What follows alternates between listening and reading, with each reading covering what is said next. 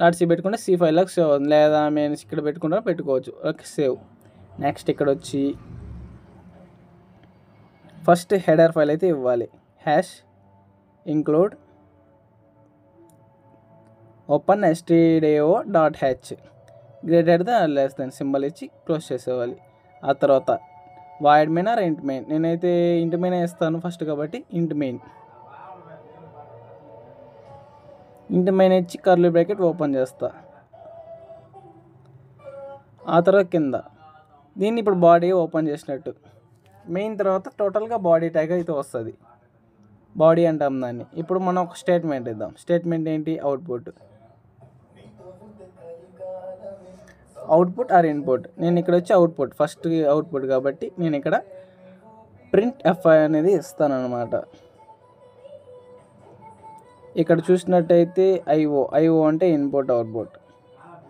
ఇక్కడ print F అయితే ఇస్తాను. ప్రింట్ ఎఫ్ అనేది ప్రింట్ ఫంక్షన్ అంటే అవుట్పుట్ ఫంక్షన్. ఇక్కడ డబుల్ కొటేషన్ స్ట్రింగ్ అనేసి అర్థం, స్ట్రింగ్ అనేది అర్థం. ఇప్పుడు నేను వెల్కమ్ టు సి ప్రోగ్రామింగ్ అని ఇచ్చి లాస్ట్లో సెమీ కాలం ఇచ్చి క్లోజ్ చేసి ఆ తర్వాత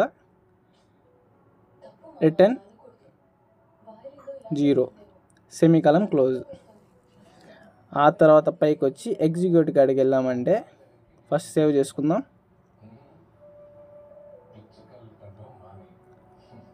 ఆ తర్వాత పైన ఎగ్జిక్యూట్, ఇక్కడ చూసినట్టయితే కంపైల్ వస్తుంది, రన్ వస్తుంది, అండ్ కంపైల్ అండ్ రన్ వస్తుంది. మనం ఏదైనా తీసుకోవచ్చు. ఫస్ట్ మనం కంపైలింగ్ చేద్దాం. కంపైల్ ఇక్కడ కింద చూసుకున్నట్టయితే ఇక్కడ కంపైల్ అవుతుంది 0 ఎర్రర్స్ అండ్ 0 వార్నింగ్స్ కదా. ఇక నేను ఒకవేళ సెమీకాలం తీయేస్తాను. ఇప్పుడు మళ్ళీ కంపైల్ చేస్తాను. కంపైల్ చేసిన ఎర్రర్ వచ్చింది. ఏం వచ్చింది? ఎక్స్పెక్టెడ్ సెమీకాలం బిఫోర్ రిటర్న్ ముందు ఏంది మన సెమీకాలమే తీసేస్తాం కాబట్టి ఎర్రర్ వచ్చింది.